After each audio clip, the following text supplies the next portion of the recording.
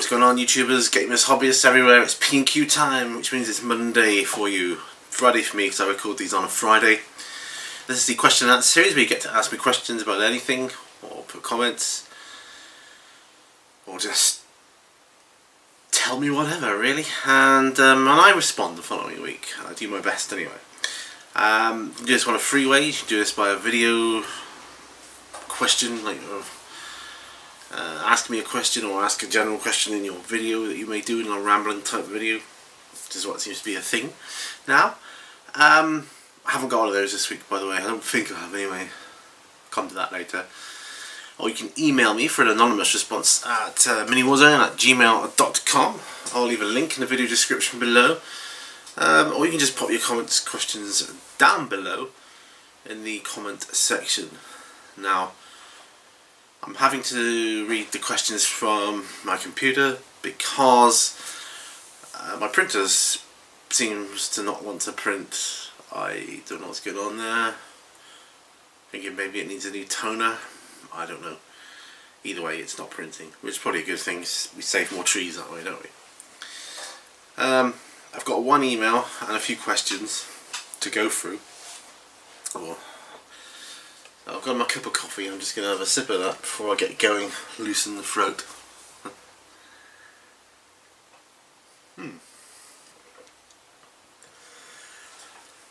So what strikes me, or what occurs to me, is that I record these on a Friday, right? You know that. You watch these generally on a Monday at the earliest. Which means that we're both feeling very different things. I've got the Friday feeling, you've got the Monday, or got the week ahead. But, you know, these weeks, they fly by. I woke up today and thought, oh my goodness, it's Friday, I've got to do P&Q. I felt like I've only just done the last one, you know, it's crazy, crazy, crazy. Anyway, enough of that, I'm going to go straight on with it. I'll do the... So I've left the door at the back of the studio open in case my dog wants to come out. I'll do the email first because there's only one email that's all lonesome. And Anonymous says, what scares you the most in life? Great question, I think. It's a question I could go on for a long time about, but I'm gonna give a short answer. And the thing that scares me most in life is losing my independence, I think. And I think surely that must be a lot of people's fears when you actually look at it, get down to the nitty gritty. Losing your independence in whatever form that may take is a huge fear of mine. So that would probably be what scares me most in life. Thanks for your question. Let's try and up the comments a bit. I'm going to do them in no, I'm not. If I had them in on paper format, I would do them in random order. But here, for here and now, I'm just going to flick through them to pop my screen up a little bit so I can see what I'm doing. So top to bottom then.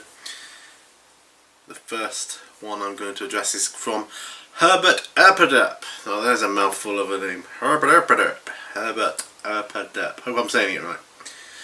And Herbert Erpaderp says, I think we're talking about YouTube censorship here. So I think the main thing with YouTube, the censorship thing, is that it's not really censorship. Wargaming channels can run afoul of the advertiser-friendly guidelines, which aren't a new thing at all, and it's mostly because they include words like war in a lot of titles and tags, etc. I've had a couple of my videos demonetized, words like flames of war, and will do it. Had them reviewed by a human, and the demonetization was reversed. No big deal. I can see why it upsets those making an income from YouTube ads, but it's not censorship. Yeah, I understand that. That is a bit of an obstacle. No, what I was talking about, from what people were saying, was censorship, as in swearing, language, that kind of thing. That was the kind of censorship I was referring to, not the the advertising, using music, that kind of thing, which can be a copyright issue more rather than a censorship issue. But I'm not worried either way, because I have a family friendly channel and it's going to stay that way, so I ain't worried. At least not yet. When they tell me to stop wearing Ultramarine t-shirts, then I'll be worried later. Anyway, the next question or comment, not sure what it is yet, comes from JS Idaho, and he says, "Hey Pete, another great vid. My wife is not into wargaming, but she is an artist, so ideas on colour choices and different types of paint or techniques is the way she is involved in the hobby. And let me just say, it makes me happy she supports my hobby. Couple of questions for you. What is the most difficult model you have built and or painted? Also, how is the Ork Bomma project going?" Two very good questions. But going back to the wife supporting your wife supporting your hobby, as a lot of our wives seem to be doing these days, it's nice to hear, and it's really, really good. Most difficult I've ever built.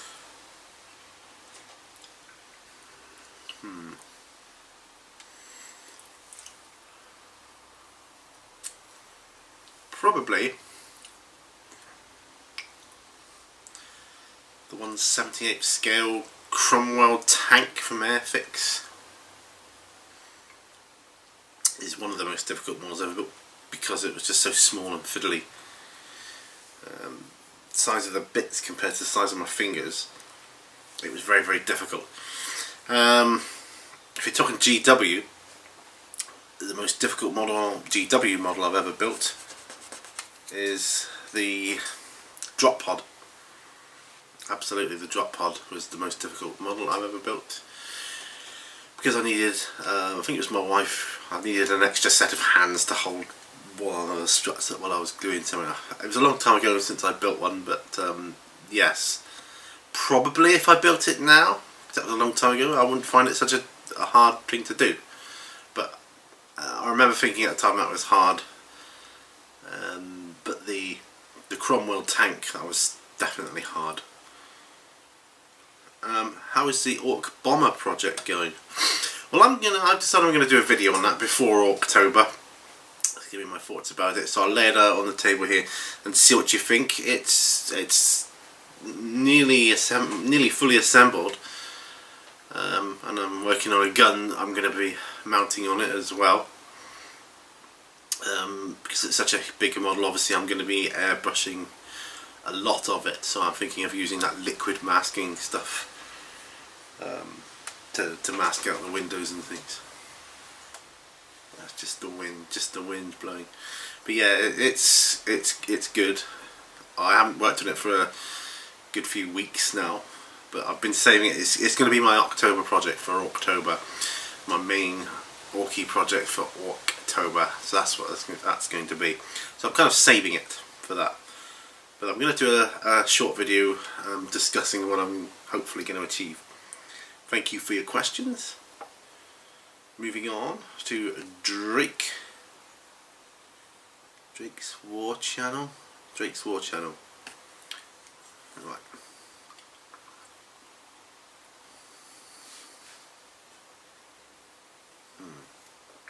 Hi Pete.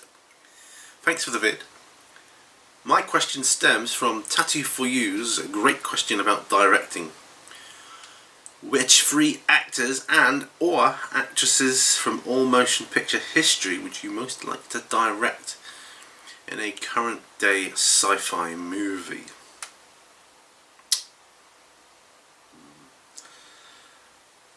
Arnold Schwarzenegger is going to be one. Definitely one. Because if you know anything about him and acting and his ethic, his work ethic, he's kind of the pinnacle of professionalism. Honestly, he is.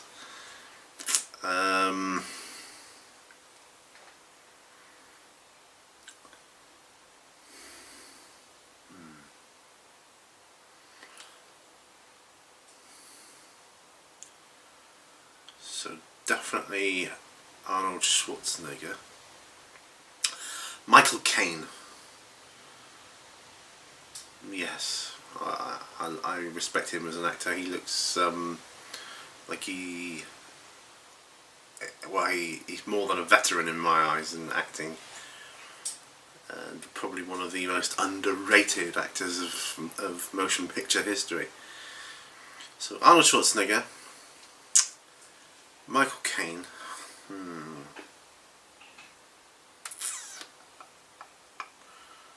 a motion picture, sci-fi movie. Cool. That's tricky. That's a really tricky question. Who would I?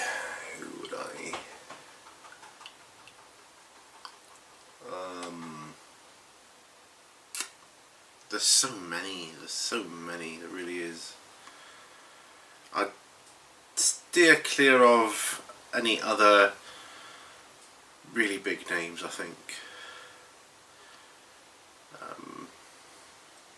Because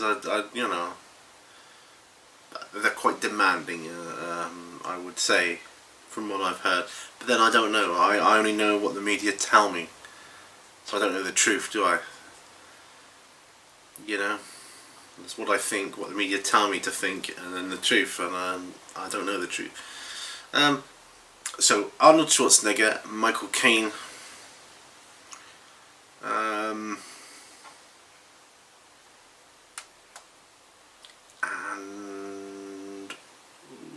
Orlando Bloom. Why not? Orlando Bloom.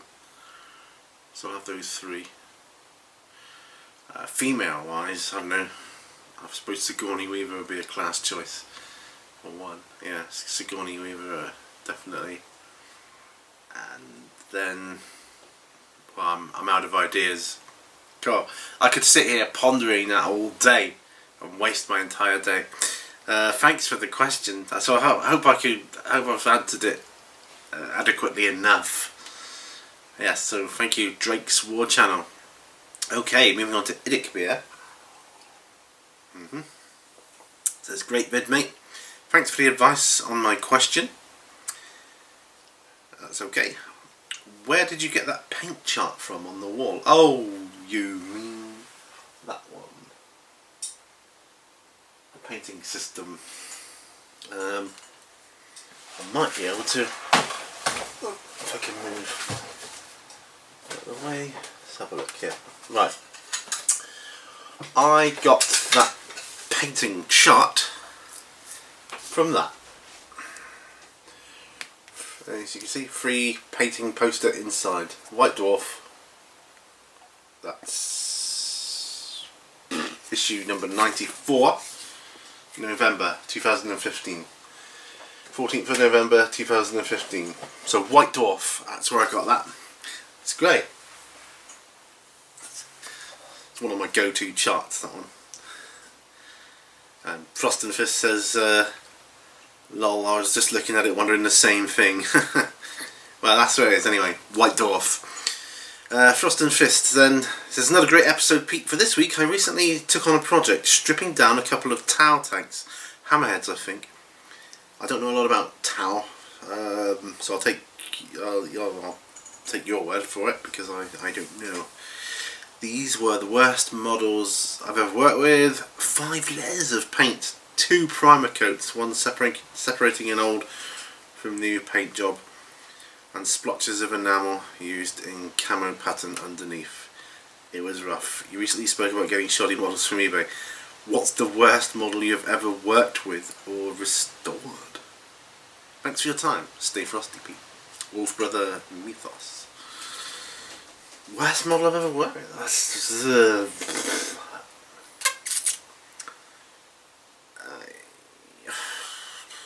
it was an Ork model. Something like a half track or something like that. It was just, you know, looked like it was beyond saving, even with like a final layer of Dettol. It was looked like it had been painted with nail varnish. So you had a good coat of shellac on there, you know, under the heat lamp. That was the worst one I've ever done.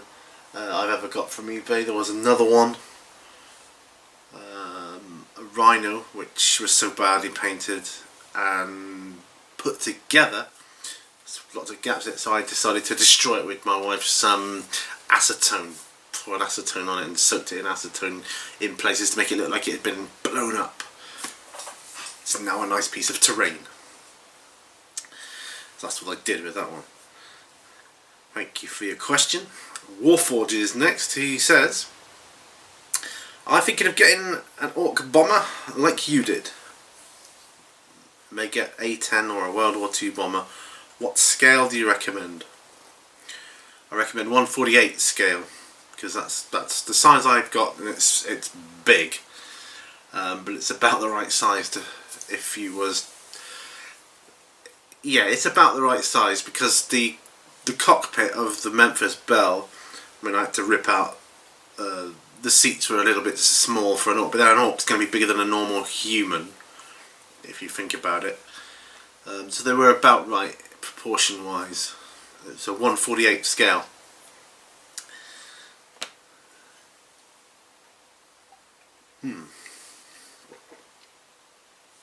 Cruangela Silicus is next. That was it, wasn't it? Yeah. He says, nice video. In P&Q 107, you are sat in an armchair.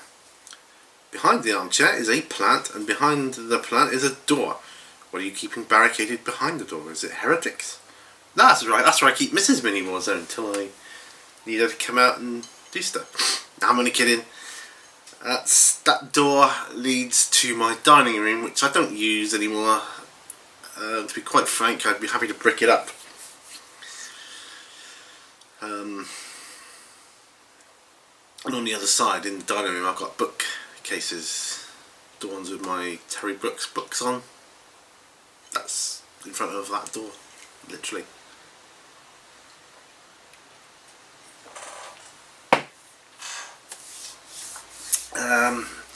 And it's a nice place to sit and do videos there, so I may do live shows there from time to time. Speaking of live shows, you may have all seen my fourth test since I've started getting into the live show thing again.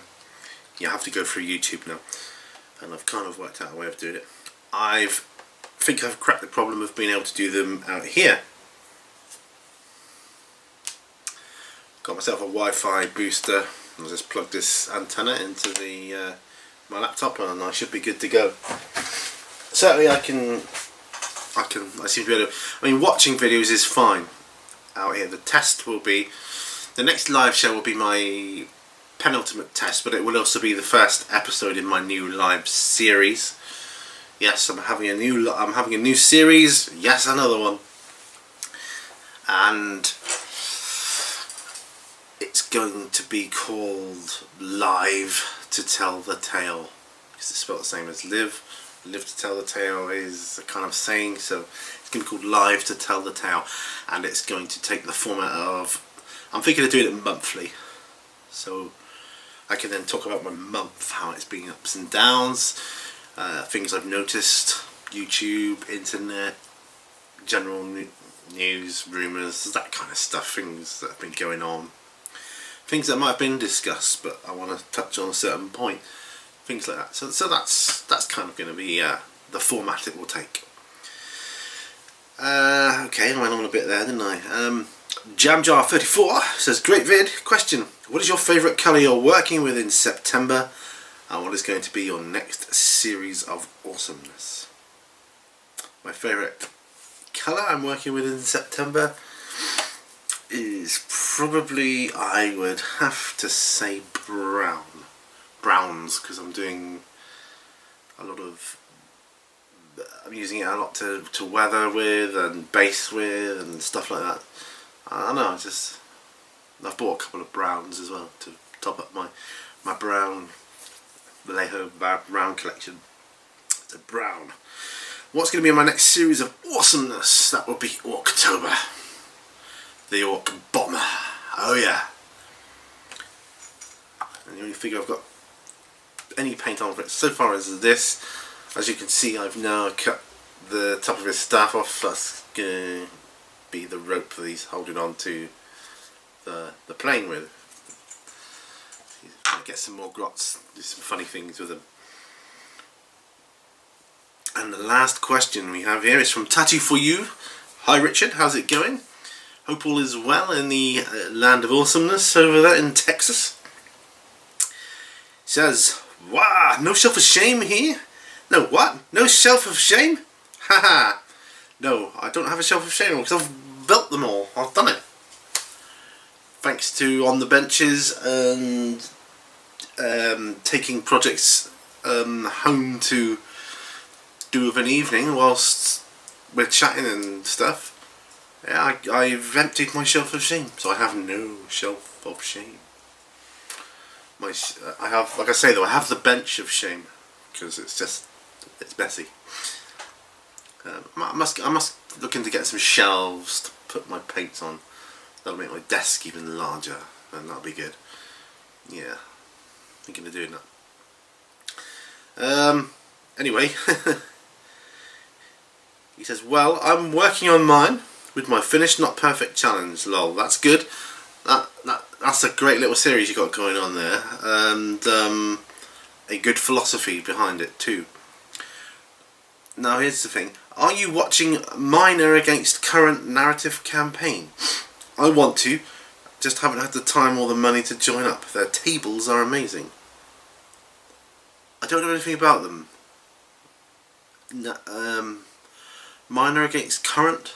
Is that the name of a channel? Tell you what, could you throw me a link in a reply or something to that, and I'll go check them out for sure. Because that sounds very intriguing. Then you say, have you written anything that you'd want to see as a movie or even a series? I ask because you said you enjoyed writing. Oh, no, but sorry about the last question mark. Fat fingered the phone screen. Yeah, that's fine.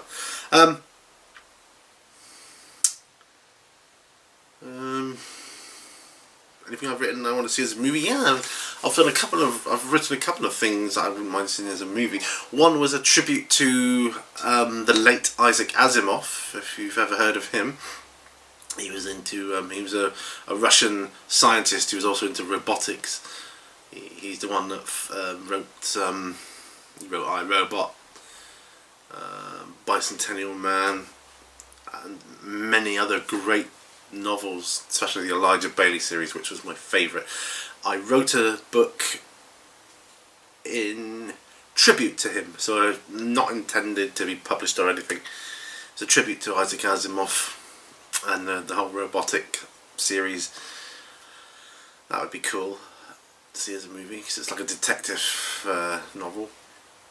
I started writing a supernatural series involving werewolves and vampires and other supernatural beings. I encouraged my wife to do the same thing. She's since overtaken me and flew past me, finished her book. She's just, we're together, we're up on the editing side of it now, and on the third draft now, just polishing it up a bit. So that would be a good series. It's because I got into this hobby, you see. It's taking up all my time with little men, little figures, painting them, playing games. Yeah. As you can see, I'm thinking of getting into Kill Team. I don't think the rules are that much greatly different to the main rule set, so it shouldn't be too much of a slog to get through. And that's it, really. Yeah. I'm going to have to write some fluff at some point for some of my narrative campaigns I want to do. That would be interesting, I feel. Well, when I feel I'm ready, I've got the materials that I need to do it, then I will do that.